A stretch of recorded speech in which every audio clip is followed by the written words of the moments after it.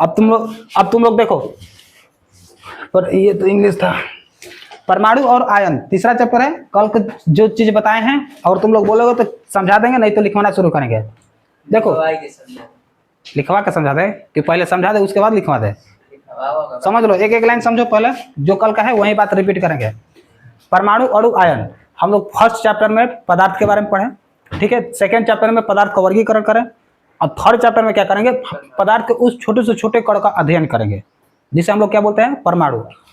और चैप्टर क्या है हमारा, परमाणु अणु आयन। तो किससे बना है, परमाणु, यही है ना, यानी कि परम जोड़ अणु, परम जोड़ अणु। और परम परम का क्या मतलब होता है, अंतिम। समझ में आ रहा है ना, यानी कि पदार्थ का कोई भी कण जो कि वो लास्ट है, वो अंतिम है। और अणु का मतलब क्या होता है, कण मतलब छोटा से छोटा, यानी कि वो छोटा से छोटा कण जो अंतिम उसके बाद नहीं हो सकता है, उसको हम क्या बोलेंगे, परमाणु। यानी कि परम जोड़ अणु से क्या बना है, परमाणु। समझ में आया ना, इसी को बोलते हैं। और परमाणु का खोज जो है हमारे इतिहासकार भी दे चुके हैं। सबसे पहले हमारे इतिहासकार ही दिए थे, जिनका क्या नाम है, महर्षि कणाद। क्या नाम है,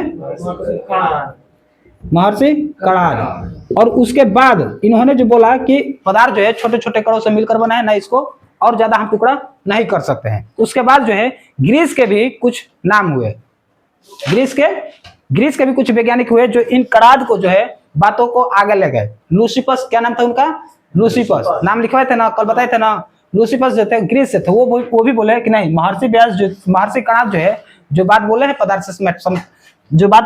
से संबंधित वो सही है, ठीक है। उसके बाद जो है एक भारत का है, और कौन सा, कात्यायन। तो कहने का मतलब है कि ये जो साइंटिस्ट का नाम ले रहे हैं, जो इतिहासकार, जो इतिहास से संबंधित साइंटिस्ट है, इनका नाम याद करना जरूरी हो जाता है, इंपॉर्टेंट हो जाता है ऑब्जेक्टिव के तौर से, ठीक है ना।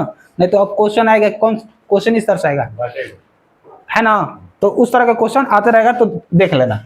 आगे देखो, ये सब हो गया था। रासायनिक संयोजन के नियम, रासायनिक संयोजन का नियम बताता है कि जिस तरह से हम लोग बोल रहे हैं कि पदार्थ जो है छोटे छोटे कणों के मिलकर बना है, पदार्थ अनसोरत होता है, न पदार्थ जो है कम होता है ना बेसी होता है, अभिक्रिया करने के बाद सेम कंडीशन का हो जाता है, और या फिर निश्चित अनुपात में होता है। तो बहुत सारे हमारे कुछ वैज्ञानिक जो थे इसको करने में असफल हो गए।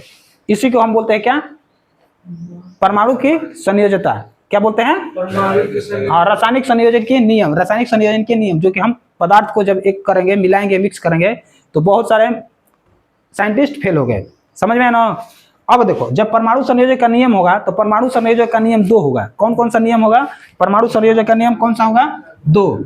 और वो 2 कौन कौन सा है, द्रव्यमान संरक्षण नियम। पहला क्या है, पहला क्या होगा, द्रव्यमान संरक्षण नियम। और दूसरा क्या होगा, निश्चित अनुपात का नियम, निश्चित अनुपात का नियम, ठीक है, वही होगा। अनुपात, निश्चित, स्थित सब एक ही चीज है। पहला ये हुआ, दूसरा ये हुआ। द्रव्यमान संरक्षण नियम क्या कहता है कि जब हम किसी निश्चित द्रव्यमान वाले पदार्थ को मिला करके तीसरा पदार्थ बनाएंगे, तो उस पदार्थ में द्रव्यमान का संरक्षण नहीं होगा, यानी कि वो द्रव्यमान जो है घटेगा, बढ़ेगा नहीं।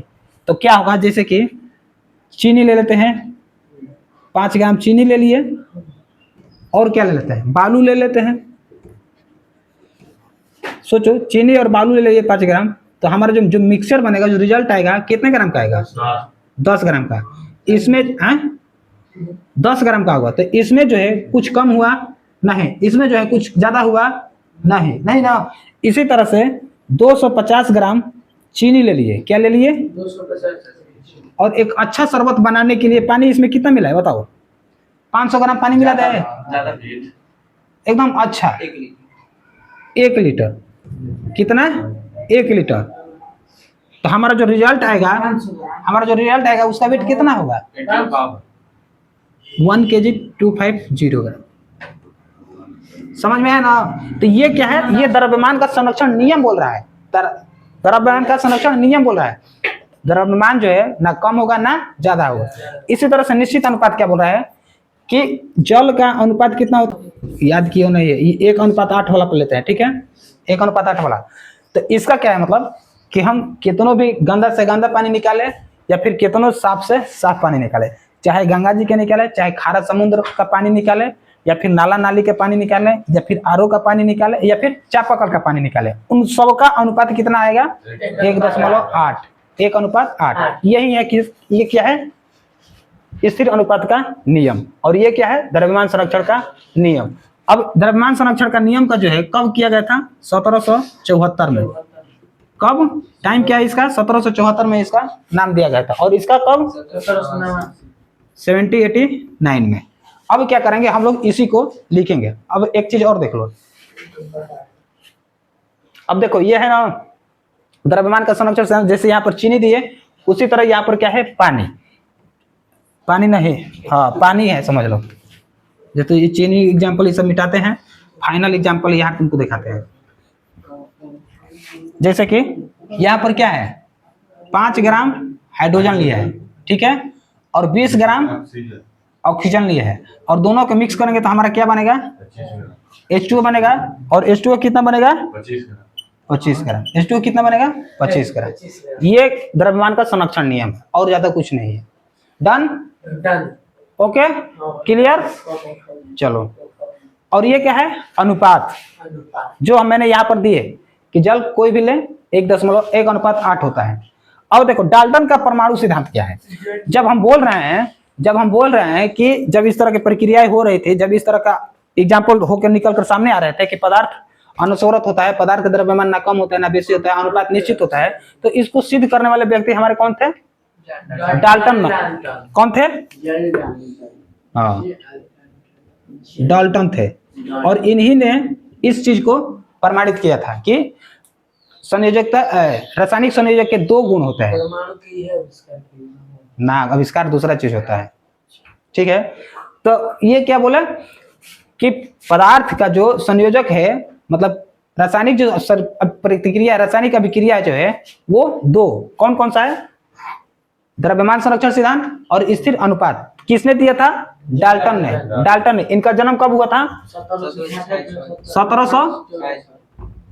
1766 और मृत्यु कब हुआ था 1844 की 64 सॉरी 1844।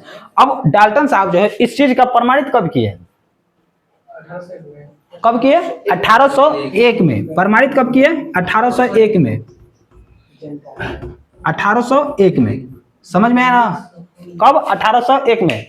पदार्थ की अनवसरता का नियम तथा निश्चित अनुपात का नियम।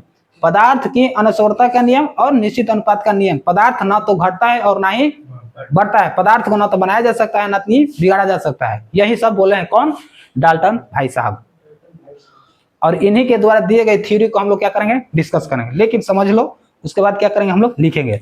तो डाल्टन के जो परमाणु सिद्धांत आया था, डाल्टन जब इस तरह के एक्सपेरिमेंट करे थे तो एक्सपेरिमेंट करने के उपरांत कुछ बातें बोली थी और उस बात को हम लोग कॉपी में लिख लिए थे। और उस कॉपी में जब लिख लिए थे तो उसको हम लोग अब तुम लोग को देंगे। उसको हम तुम लोग को बताएंगे कि क्या क्या ऐसे बात बोले थे जो हमारे काम का है।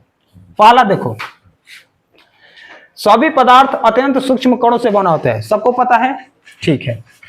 ये परमाणु, ये जो है परमाणु कहलाता है और ये परमाणु खंडित नहीं किए जा सकते हैं। पहला जो एक्सपेरिमेंट किया और बोले कि परमाणु जो है सूक्ष्म कणों से मिलकर बना है जिन्हें हम परमाणु कहते हैं और इन परमाणु को हम इससे आगे टुकड़ा नहीं कर सकते हैं। पहला लाइन याद रखना। दूसरा लाइन है, किसी भी रासायनिक प्रतिक्रिया के द्वारा परमाणुओं का न तो निर्माण किया जा सकता है और ना ही नाश किया जा सकता है। अर्थात परमाणु अनस्वर है। मतलब कि अगर हम ये पेन है मेरे पास, अगर इस पेन का एक छोटा से छोटा निकाल दिए तो उसको अब हम खत्म नहीं कर सकते हैं, ना उसको हम बना सकते हैं। समझ में है। दूसरा बात। तीसरा बात क्या लिख बोले हैं, किसी तत्व के सभी परमाणु समान होते हैं। अर्थात किसी तत्व के सभी परमाणुओं के आकार, द्रव्यमान, रासायनिक गुण आदि क्या है सदृश है, यानी कि दिखाई देते हैं। समझ में आया ना। तो यही सब है और कितना 6, 7, 8 है जो भी है, यही सब बताए थे और इन सबको अब क्या करना है लिखना है। समझ गए हो, कॉन्सेप्ट क्लियर है जितना भी बताए हैं। चलो तो पहले लिखो, अब शुरू करो। परमाणु अणु आयन, चैप्टर का हेडिंग दो परमाणु अणु और आयन। नहीं देंगे, दोगे क्यों नहीं?